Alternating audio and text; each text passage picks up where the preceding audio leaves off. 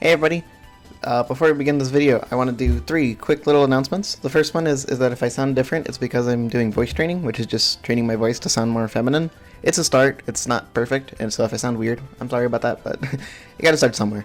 The second thing is that I have a second channel now. It's going to be called Pluto's S54 Stash. It's going to feature content that is going to be like uncommentated, more low effort stuff like random stars that I don't feel like commentating, or maybe even tutorials for jumps that's on there. Stuff like that is going to be on that channel, so if you're interested in that, go subscribe, check that out.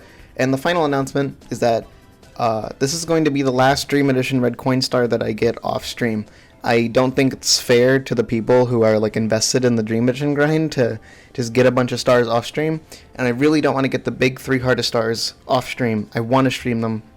I don't know when I'm going to be available to stream them, but I can promise you that I will not go for those off stream. I will stream every single attempt for those. I absolutely 100% promise I will not let myself do otherwise.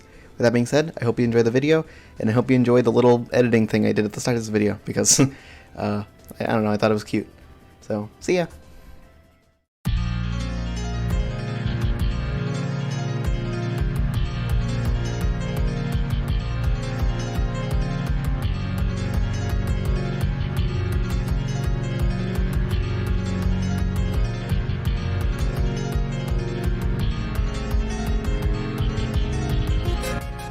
This is it! This is the moment that everyone's been waiting for. It spawns towards the future red coins. This is a huge milestone. It fucking happened. This star has been like seen as impossible for so long. I didn't think I would ever get it at the start of the year, and now I have it. So let's talk about it. So Bonds Towards the Future, Course 14. If you don't know, this is a reference to Treasure World Course 2. So I'll be pointing out the cute little details as they come. For now, let's get into the star.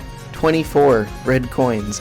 Less than some stages, more than most of them. The way the stage is structured is that it's divided into 4, well, really 5 separate sections. So the first one is this green tower, which you start in, but after this first section, it's going to branch out a little bit more into the other towers. There's the green tower, the blue tower, the red tower, the yellow tower, and the garden with the satellite. So those are going to be the major parts.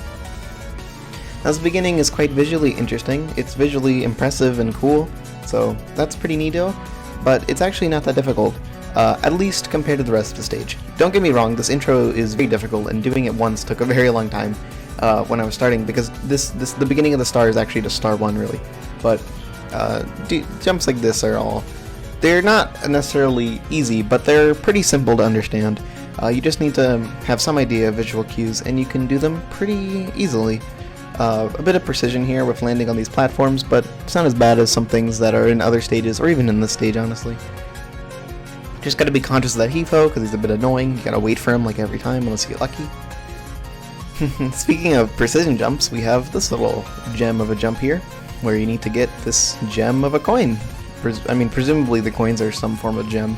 They're quite shiny, at least that's my little headcanon there. So I mentioned that this is a reference to Treasure World Course 2. One of the references is actually here. Most of this beginning is not based on anything in Course 2 in particular, but this part here is. This is where the wing cap would be normally in Course 2. There is no wing cap in this stage, unfortunately, but we'll live without it. You don't need a wing cap.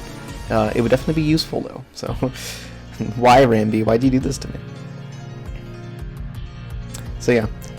Obviously, if you're just starting out to Kaizo, this stuff is like really difficult. Don't get me wrong, and it was difficult for me for a long time as well, and pretty much everyone.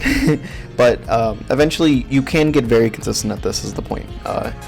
It's definitely difficult. It's definitely not easy at all, and there's a reason why it's took so long for like pretty much everyone to get it like once. But you can get really, really good at this. Here we have some quicksand ledge grabs. These quicksand ledge grabs are pretty basic. There's actually a strategy to skip them normally. Well, not skip them, but skip most of them. But when you get the red coin, you can't do it because it involves jumping all the way to the end and like wall kicking off the edge there. And then you can do some QSLGs. It's quite easy. But the normal strategy works as well. You just need to watch out for the invisible strip there. It doesn't add a whole lot of difficulty because it's so small that you can just use the other sides, the visible sides, as a reference for where to jump, but it does add a tiny bit of difficulty. You do need to know your stuff when it comes to QSODs and have a general sense of muscle memory there. That star is a troll star, obviously, so make sure to avoid it. In case you want to play the stage yourself, and for some reason you're not playing with save state practice, so you need me to tell you to avoid the troll stars. Okay. So you probably saw that red coin in the distance there. That's like over by where star 1 is, but we're actually not going to get that yet. That coin will actually be number 13 because it's simply more efficient to get it later. So we're going to get it later. So this is where the stage begins to split off into the different like little paths here. So the order that we're going to be doing the paths is, we're going to start with the blue tower, then we're going to go over to the satellite garden, then we're going to do red tower, then we're going to do yellow tower. So that's the general order of things. That little sand block is pretty cute. It's a K's More Objects patch object, which are in this game. They're pretty rare, but there's the sand block. I think that's one of the few in the game. I know Course 4 has some. I think it's just Course 4 in this stage that has them though. So I mentioned some tricky precision jumps. These are not the hardest precision jumps in the world, but they are pretty tough, and I die to them not often, but a decent amount of times. An annoying amount of times. These jumps are not exactly interesting. They're just dumb, and they're hard for the sake of being hard, you know. So, quite annoying when you do die to them, but what are you gonna do? Here I grind for firsties. You don't actually need firsties to get up this, but it's safer. So those will not be the last firsties you see in the stage. Foreshadowing. Here I do a little trick to make sure that I don't jump backwards on the slope, and that's just holding downwards on the slope.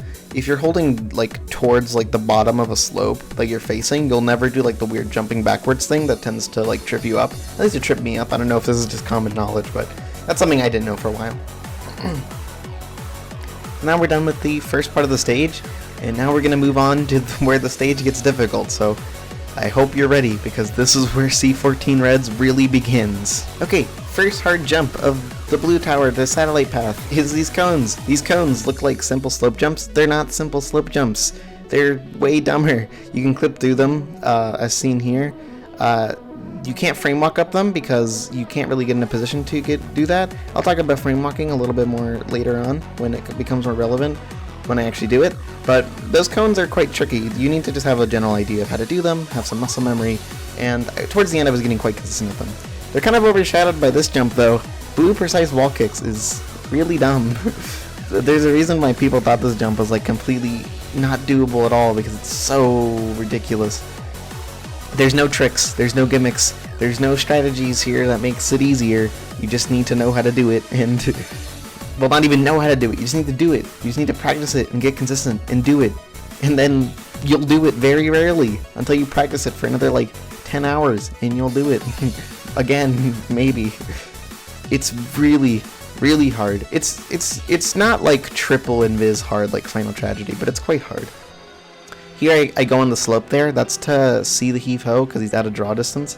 I just want to see him so that way he doesn't surprise me and kill me, because sometimes he'll just, you know, flip you and you'll be very dead.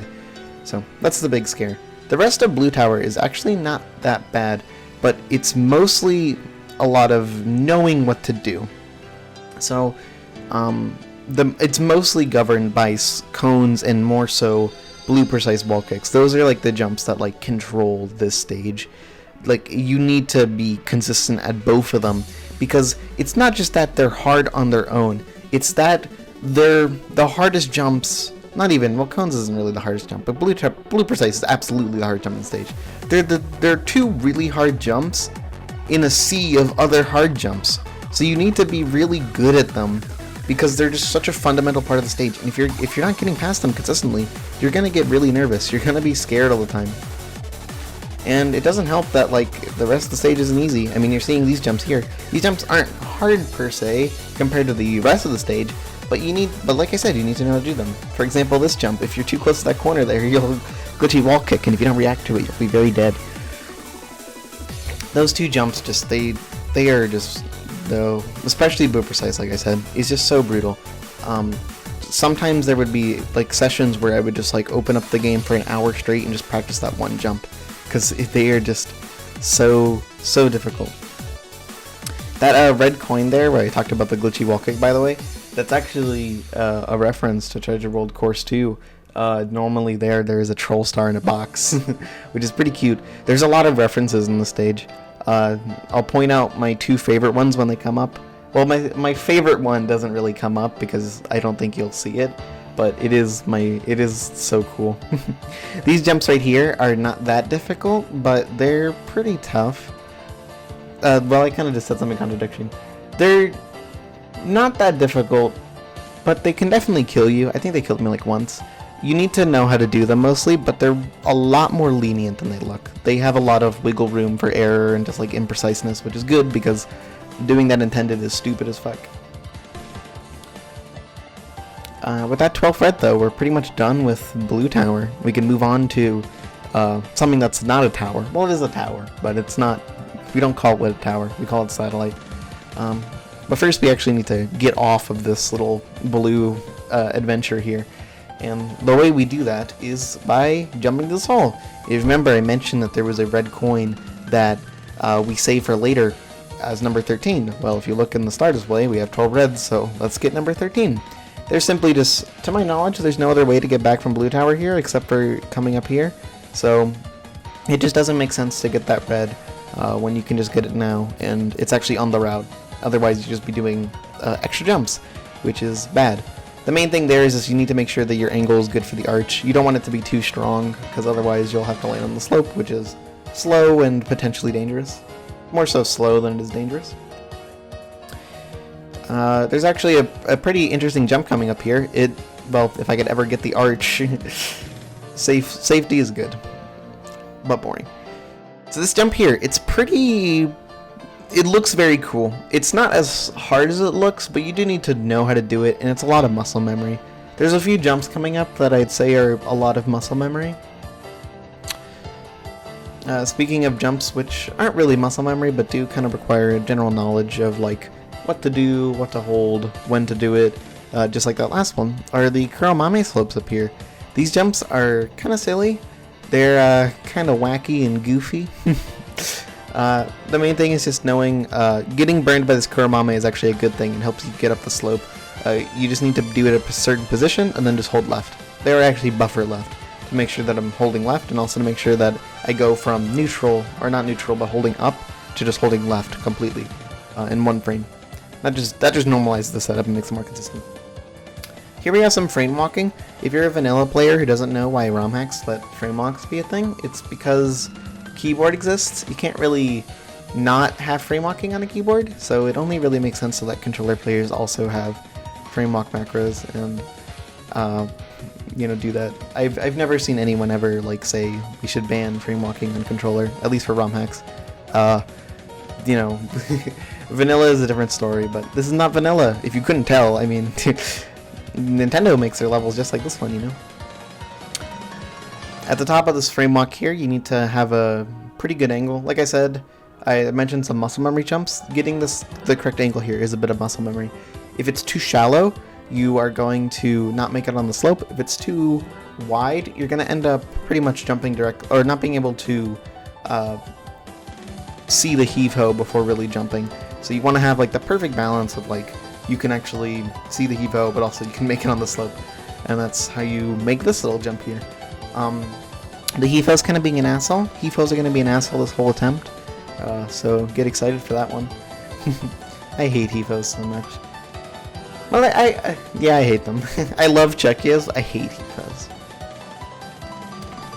Thankfully, this heave-ho is pretty killable since he tends to die like that. It's worth noting that these random-ass slopes here are actually a reference to another set of equally random-ass slopes in Treasure World. It's my second favorite reference. I love it so much. It's such a cute little detail. I love how this game can sometimes be faithful to the original. Blue Tower is actually pretty faithful. I mentioned the troll star being there, but you know, I'll try to throw up clips of the references whenever they come up because I like a lot of them.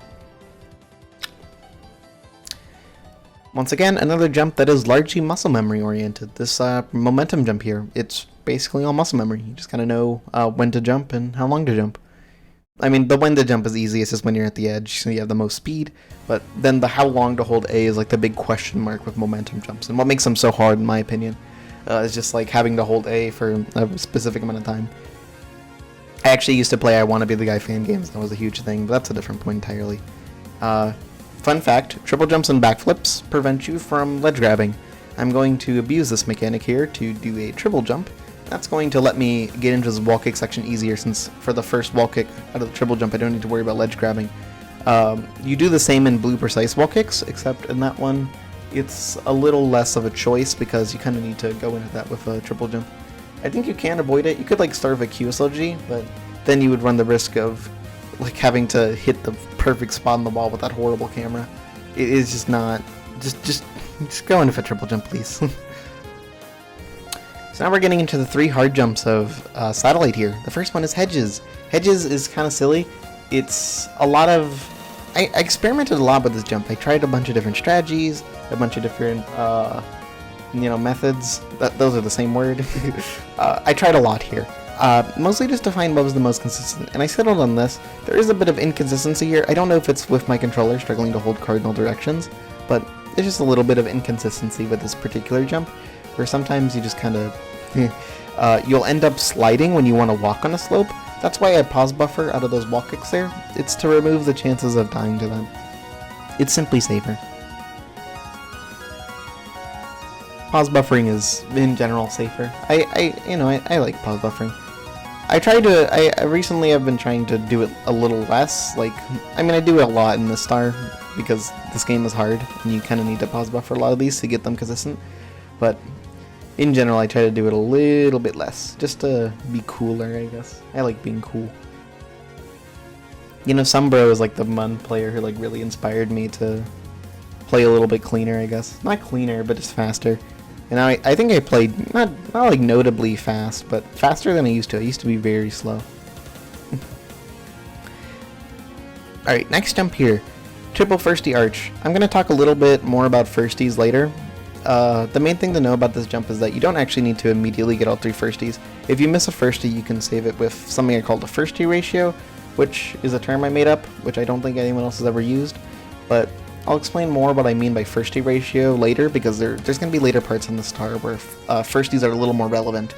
So just know that that's not as ridiculous as just popping out a triple firstie out of nowhere, but it is pretty fucking stupid. The main difficulty of this jump is what it does to your mentality, because it puts you, it's very good at demotivating you, because it puts you in the mindset of, it's random whether or not this works or not. It's, there's like just a chance that I die no matter what I do, and being in that mindset is bad. That's the kind of thing that beats you up, because it's like, at that point, it's like, when you stop getting attempts there, you're gonna be really demotivated, because you're gonna put in your mind, like, even if I get there, I'm probably gonna die anyways. That's a horrible mindset. That's gonna make it way harder to get the star, because mentality does affect your skill.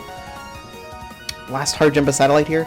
This precise wall kick section is more forgiving than it looks. By no means easy, but it's forgiving. You just need to be safe, and if you fuck it up in certain ways, you can live. If you fuck it up in other ways, you cannot live. So, try to live. Well, with that, Satellite is done, and if you're wondering why it's called Satellite, it's because of this thing. This is actually a reference to Raiden 2, to my knowledge. There's one of these in every stage, and the way I learned this is on the wiki, but here's the one in this stage. Each second run stage has one of these, at least the main courses. I don't know if Everlasting Encore, I don't think B2, Everlasting Encore, T-Don have them, but I know that Course 8 through Course 15 do. They're pretty cool to see. I like the little details in this game. The Easter eggs in this game are so cool. I really like them a lot. So, leaving Satellite here, we're going into the realm of 16 and 24, which is where we start seeing numbers. I go into Mario Cam there before, while you're very close to the ground. That just gives you better positioning, makes it significantly easier. So that's what you want to do there. This jump killed me 3 times in attempts, by the way. I don't know why it killed me 3 times in attempts. This little slope conjunction here. 2 of them were very silly. One of them was like reasonable, but most of this jump is just knowing like when you should kick and what you're looking for. It's a lot of knowledge. Yeah. You just practice it for a bit, and then once you figure out a strategy that works, you just do the strategy, and it's very consistent. Again, I don't know how that killed 3 attempts. My first attempt to get to 16 and 24 reds actually died. Now we have some precision jumps that are not that hard compared to the ones early in the stage at least. These are quite easy. We get a little bit of a precise long jump here. Got a long jump precisely. Main thing here is just having enough speed to actually make it without a wall kick, because if you need a wall kick, I'm pretty sure in situations where you're long jumping and you need to wall kick to get on the ledge, you need a second frame no matter what to get up the ledge. Well, depends on the angle, but at that particular angle, I'm pretty sure a second frame is needed. What I'm trying to say here is have good speed, so you don't even need to know whether or not you need a second frame or not. 5. Wow, that was a voice crack. 5 head. Alright, so we're coming up on red tower, yellow tower, and all the reclimbs. And by all the reclimbs, I mean the one, unless you were to fuck up a jump that would make you do an extra reclimb. But that would never happen on the successful attempt. Yeah, let's just get into it. Alright, so red tower is beginning. Not quite though, we still have one more little adventure to go before that really begins. And that is these slopes, which are from hell. I don't know what is going on here. You know, there's like this thing where it's like Final Tragedy, Everlasting Encore, and Sukunento's Dawn all kind of begin with slopes like this. Well, this stage has it in like the middle. It's not that bad really. The main thing is turning around on the slope is really difficult. The most consistent strategy is doing dives like that because it tends to give you good angles, and the main thing is that you want to avoid that little 5 frame window where you'll press A on the slope but Mario won't jump. That is just the big thing you gotta watch out for there. I also want to give a shout out to I Am Dolphino, or just Dolphino in general, you know, same person, for helping me come up with this strategy here. And by helping me come up with, I mean he said it in a VC and then I just did it. That method for going down the slope is very consistent. You actually need to press the D-pad before going up that slope, because if you don't, you'll slide down because it's not perfectly axis aligned. It's like off by like 1 degree. So that's why if you look at the input display back there, I actually pushed D-pad left for a very short amount of time. Interesting little detail. That amp isn't actually as bad as it looks. You just have to be patient with him. Get him at a good time, you know. You gotta be nice to your imps. You gotta take them on dates and stuff, and you gotta be nice to them before you crush them like the worms that they are. Unfortunately, we can't kill imps. This jump's a little awkward. It's not hard per se, but awkward is awkward is a good word to describe it there. I also go for firsties here. That's just to be on the safe side. You don't need firsties there at all. It's the safest way of getting up. And when you're this late into a star, safety does matter a lot. It's good to play safe. Actually, part of the reason why I got like C15 star 5 in this game is because I started using safety strats in practice. And they paid off in the attempt because I fucked up triple invis twice. The slopes there are nothing special really, just avoid false ledge grabbing. That's the big threat there. Alright, this part. Line up with that little corner there with the wall, and then just wall kick. The main thing is that you want to go as far down as possible from the camera perspective. That's the way the Chuckia doesn't get in the way. If you don't go far down enough, the Chuckia won't get stuck on that little hump there. Unfortunately, he is blocking the way a little bit, but that's an easy workaround. Just do a 1 frame suboptimal QSLG with the method, where you just like push A and pause in the same frame, and that allows you to get across there. You don't need a frame perfect one, so no risks there. So in pretty much every other completion, this jump here was treated as a do or die firstie. However, it's not actually the case. I come in there with a straight angle, and the reason for that is that when you're straight, you have an easier time grinding for firsties there, and if you get enough firsties, again, the firstie ratio thing, which I promise I'll explain soon, or the term that I came up with there, you can make that even if you do miss the initial firstie.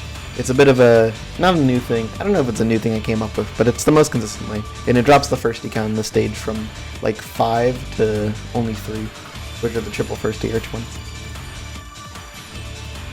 At least firsties that kill you if you miss them. This is another jump actually where the strategy that we do now is a bit different from what we used to do. We used to just like go on that with like the traditional thing where you would like go straight, but now we go for a little bit of a roundabout sideways maneuver entry, side entry there. whatever you want to call it. And that's more consistent than the normal method. I think Shine did something similar, but I'm pretty sure in her theory task, but I'm pretty sure my method is a bit different from hers. I'll talk more about Shine later because she deserves a shout out for something, which we'll talk about later. I might not have done it justice though. Foreshadowing. There's a lot of foreshadowing in this video. I am of the darkness. Alright, heave-hos. These heave-hos are on a pretty consistent cycle. Sometimes it varies a little bit, sometimes they'll be on a slightly different one, but no matter what, there's enough wiggle room here where you kind of just like memorize all the different like situations you can be in and then just do the proper inputs for whichever situation you're in. If you're unsure, I would just recommend standing out on the QSLGs and just waiting for them to like try to just like play out situations in your head and look for a good one. So here, remember what I said about safety first? Here I technically do the riskier strat for this red coin, which is doing this. It is not at all risky, by the way. It's just riskier compared to some other strats, but they're way slower, so I do that one. We got another thing where I do this one frame suboptimal QSLG thing, which is really handy. It's just for making it consistently across this. You do have to be careful on this QSLG though, because it's very easy to get corner physics, so play it on the safe side there. And now we have this slope jump, which is not easy by any means. This jump is really scary. It kills you enough that it's a problem, and you do need to practice that. It's a very tight jump, and it's kind of angle dependent. Like, whatever or not. Again, the big problem is the 5-frame window where you just can't jump on slopes. It sucks. I hate it. It's the worst thing in the game. Right there is my favorite reference, which we'll talk about later, because there's something bigger to talk about right now, and it is this glitchy wall kick, which has a consistent setup that, as long as you have the right visual cue, you punch 3 times, and then you buffer right input, and you'll make the glitchy wall kick. And I'm showing a clip of it here because I jumped too early, and now I'm really fucked. So let's talk a little bit about the situation that I'm in right now. So, because I messed that jump up, what that jump normally skips is it skips a reclimb or doing yellow intended. I simply do not know how to do yellow intended. I could probably learn it, and I probably could have learned it for the star, but I opted for the reclimb because it's more consistent generally. At least I predicted it to be more consistent. I never learned the actual jump. The problem is that to do the reclimb, you need to first get back up to red tower from this little bottom here, and this requires you to grind for firsties.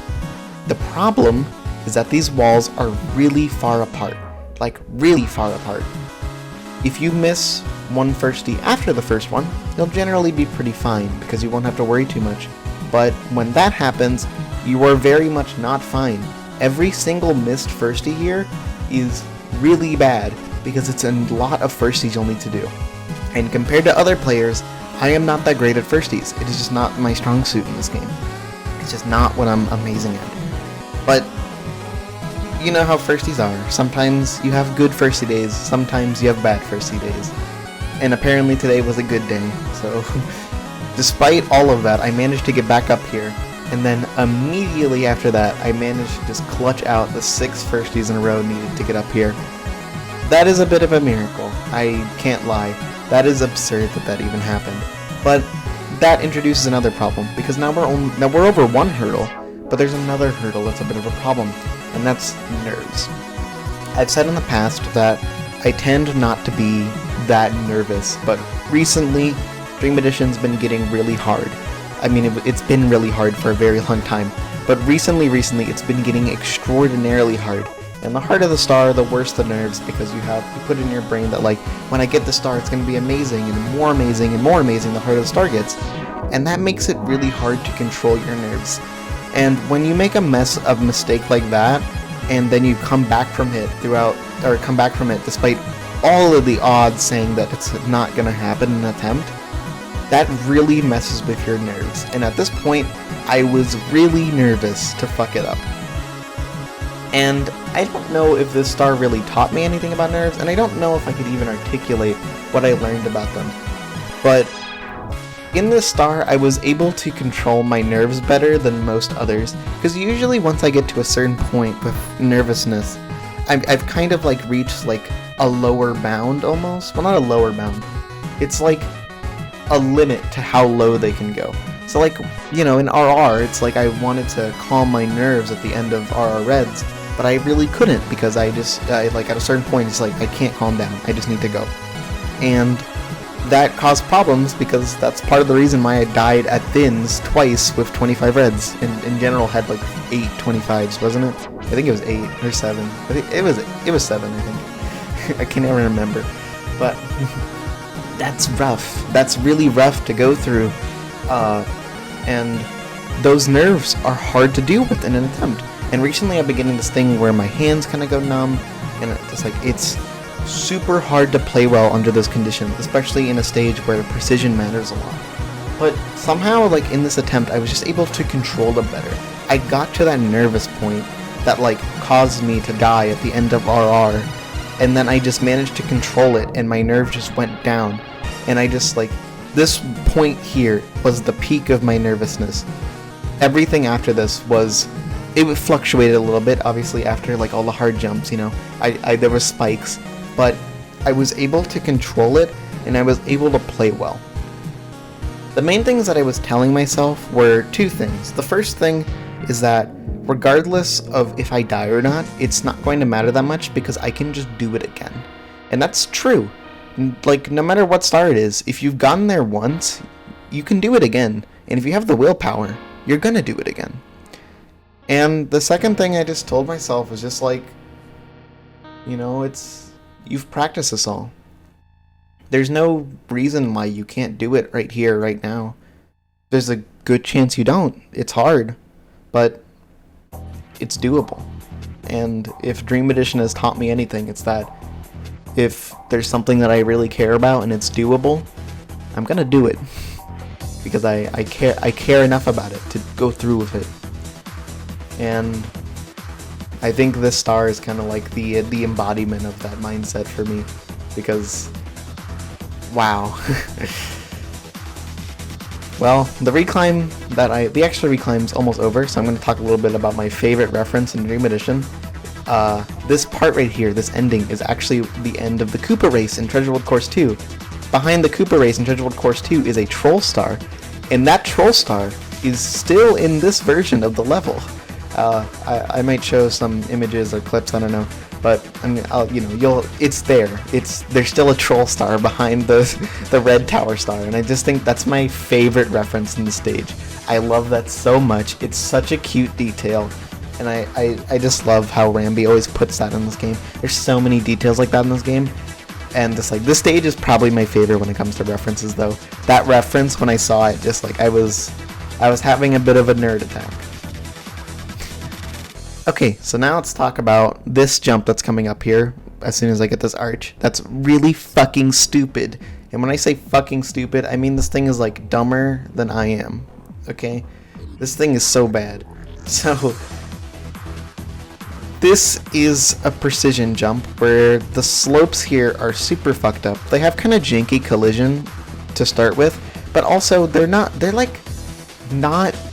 have like a weird issue where they're not perfectly straight. So frame walking is the safest way to get up these. And then through a combination of visual cues, looking at my input display, muscle memory, like memorization, like super tiny micro adjustments, all of that, you can just barely do it. There's actually a tutorial on my second channel for how to do it, which goes into more detail. I know this strategy is probably going to bother some people because it is super cheesy. Frame walk macros, pause buffering, fucking looking at the input display to know which direction to hold and if I'm holding a correct direction. That is like a super grimy strategy. But, you know, dumb jumps get dumb strats, so alas, this is what we do. That landing right there, that jump was the worst choke I had in the stage. 22 out of 24 reds. I'm quite surprised I never died with 24 reds, honestly. I was expecting to. I almost did at the very end. But there's a thing where it's like, I feel as if I want to choke a star to a degree where I feel like I've earned it. Because like if I didn't choke RR Reds all that time, all those times, the victory wouldn't have been as good. Like, it wouldn't have been as satisfying when I finally got it. It's not that I enjoy choking. Choking is obviously, you know, it's annoying, but there's a certain fun to it. This jump is visually kind of cool, but it's mostly just memorizing. The main thing here is that I need to look out for this eyeball, because if I don't, I am kind of screwed. Sometimes he'll just bop you. That's the only risk there.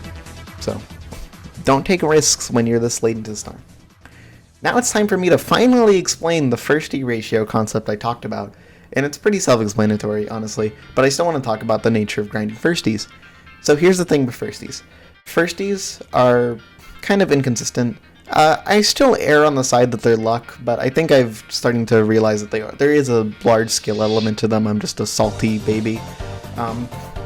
The main thing about firsties, though, is that in this stage, whenever there's firsties, the walls tend to be close enough that you can get reasonable amounts of speed, despite the firsties, despite the lack of firsties, rather, that you can still save it when you miss firsties. And I abused this in Red Tower to skip that firstie, and I'm also going to abuse this now in Yellow Tower to skip this firstie. I'm going to grind for firsties essentially to the top here, and then even if I fuck up like one firstie out of like 6, I think it's like 7 in a row you need to get to the very top, it doesn't matter because I can just get a few more firsties and I'll still climb. And you can also use this when going across. It's a little risky, but you'll generally get more firsties than not firsties when you go for them, at least in my experience. And you can use this to make it so way like, okay, my height's not perfect, but I can still try to go across, and if I don't get enough firsties, I can go back. So the concept is just like, easier firstie rate high enough that you're climbing up the wall. That's the whole firstie ratio concept that I came up with. And I think it's a good way to describe jumps like triple firstie arch, where you don't need to get the firsties immediately, but you do need them eventually. So like triple firstie arch is a jump that requires a very high firstie ratio, quote unquote, to actually make it across the jump. Something like this, it's a lot less, because after just like 2 firsties, even after missing one, you're starting to gain height. So it's worth noting that, as you can see, I still struggled a lot with these firsties. I said it when I was doing the extra reclimb in Red Tower. I am just not amazing at firsties at all. They're not my thing. Compared to other people at least. But I can still do them eventually. Yeah, it's really unfortunate that I messed up the glitchy wall kick there, which I actually never said it. That glitchy wall kick was not discovered by me. It was found by I believe Iwer, and then it was incorporated into the theory task by Shine. That's where the strategy kind of those are like the parents of that strategy there, and I appreciate that a lot. That was pretty much the main thing I got out of Shine's theory task. Although I think there were some things that I did look at and they gave me ideas, like that one jump in Red Tower I mentioned where we do a similar thing. I do think I was actually inspired by that now that I think about it more. But yeah, that theory task is pretty good. Alright, so tricky slopes here. Gotta be a little careful here. I press Z on these slopes. That's just to make it so that way I instantly go from sliding and I have a good angle. The hardest part here is right here, dodging the Kuromami. The Kuromami is a bit of an asshole, so you gotta watch out. And now we just need to climb up these slopes. The important thing is that these slopes are kind of at awkward angles, so you gotta make sure that you're jumping off of them quickly, or else you are pretty fucked. Only like 2 jumps there is what you want there. And now we have the return of the dickhead enemies in this stage. These enemies are so obnoxious, man. This Snuffit sucks. It sucks so bad. Oh my god, I hate this Snuffit. It's actually, I mean, it never really, like I said, I never died past like that one jump after the framewalk slopes, but that Snuffit scares me so much. It terrified me in this attempt. I was so scared. This red too is scary too. You have to get a, not really an arch there, but you do need to get a decent wall kick and then barely land on the slope, and then you get burned, and it's like, ugh. It's not good at, it doesn't help your nerves, these jumps. They're very scary and intimidating. Intimidation is the best word for it. And with that, 24 red coins. Alright, now it's time for the final reclimb.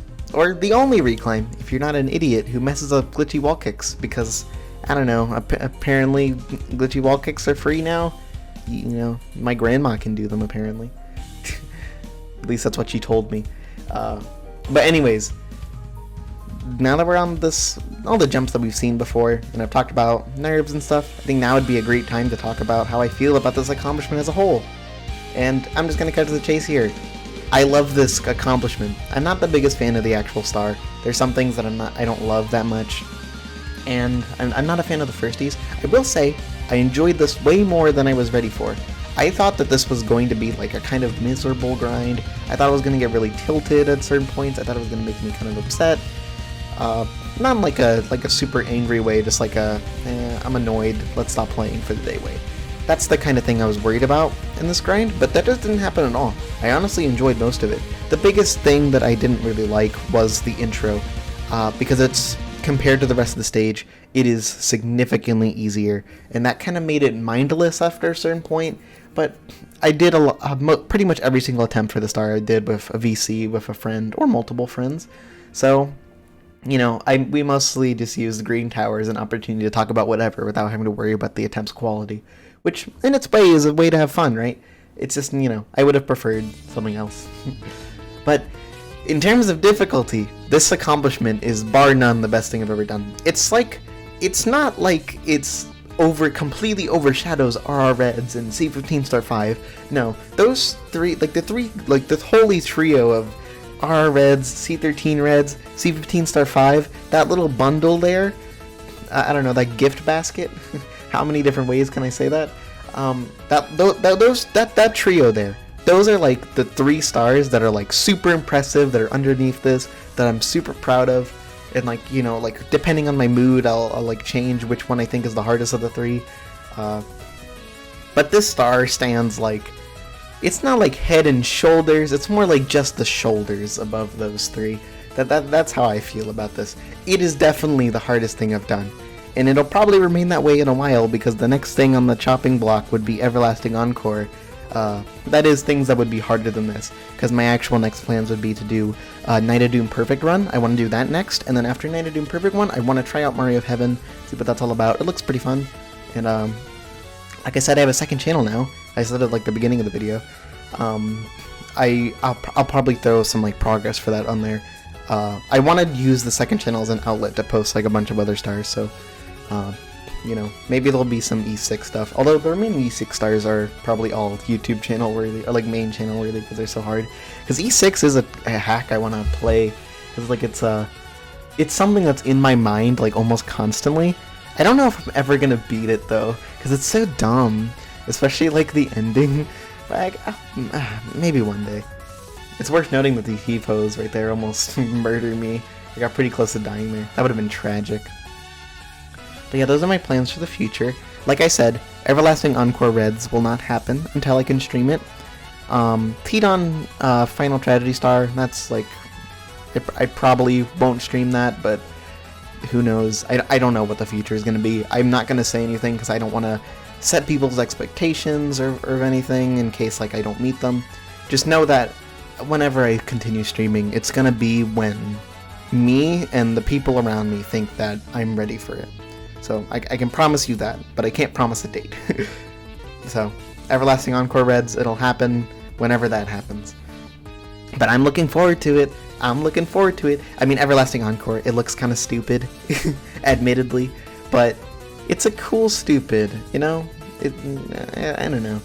This whole game's stupid. After a certain point, this game kind of became an arm's length of length and difficulty, and it just kind of became kind of ridiculous. You know what else is ridiculous? This fucking heave-ho's vendetta against me. This dude is an asshole. I hate him. I don't actually hate him that much. He's not dangerous, but he's just a jerk. Look at him blocking the way. I mean, you don't need to actually bait him because you can have him flip him onto the platform, but I don't want to do that with 24 reds. That's scary. That's a very intimidating strategy. This dude is intimidating. And just look at him just fucking blocking the road like he's Suika and I'm Chen on my tricycle. That's a reference. That was a dumb reference. Regardless though, coming up here on the ending of the ending, got a little final little bit of Yellow Tower. Spoiler alert, these firsties are gonna go a lot better than the initial firsties.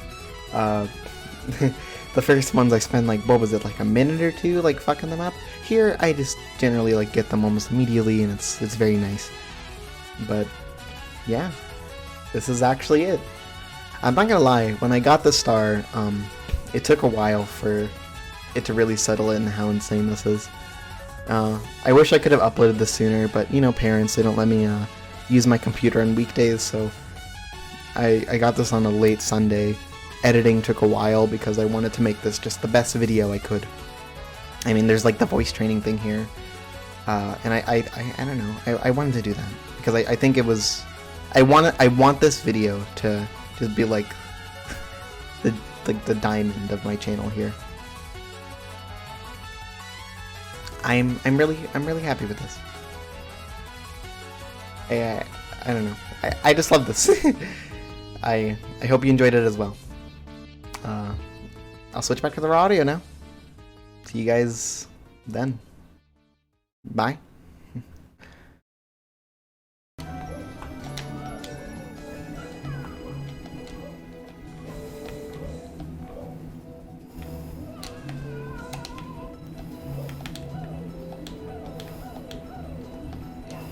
Is that good? Oh.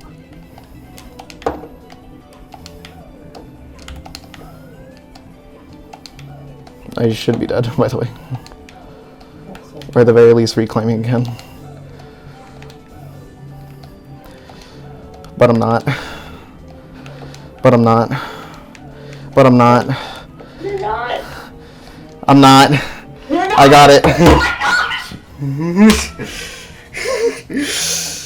Fuck yeah. It just fucking happened. What the fuck?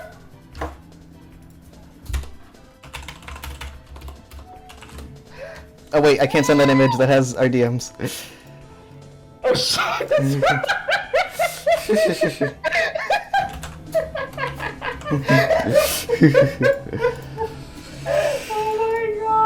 Oh my god, I cannot believe that just happened. What the fuck?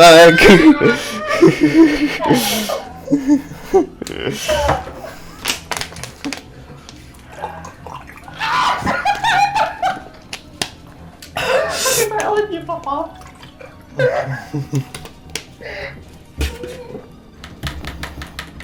Good fucking god. DM Shine right fucking now. Shine, I hope you're fucking proud of that one. I hope that one makes you fucking happy. She fucking has, oh my god. Fucking worst attempt ever. Grinded firsties for like 13 centuries and extra reclimb. Fucking went to hell and back for that one.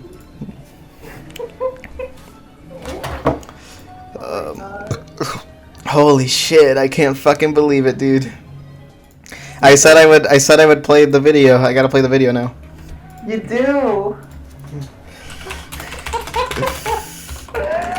Oh my god. I did not think it would happen this fast. Oh my god. Okay. Okay. Okay. Okay.